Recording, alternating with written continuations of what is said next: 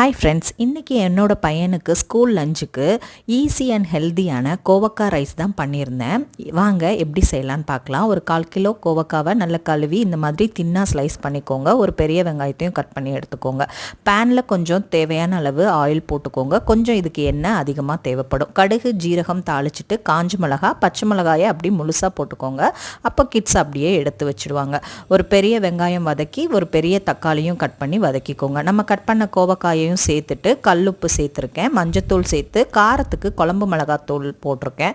அதிலே எனக்கு காரம் அதிகமாக இருக்குது, நான் ரெட் சில்லி பவுடர் ஆட் பண்ணல. நல்லா வதக்கி ஒரு 5லிருந்து 8 நிமிஷம் மூடி வச்சுருங்க. அப்பப்போ இந்த மாதிரி எடுத்து பரட்டி கொடுத்துட்டே இருங்க, அப்போ தான் பிடிக்காமல் இருக்கும். ஒரு 10 நிமிஷத்தில் நல்லா இந்த மாதிரி ரோஸ்ட் ஆயிருங்க.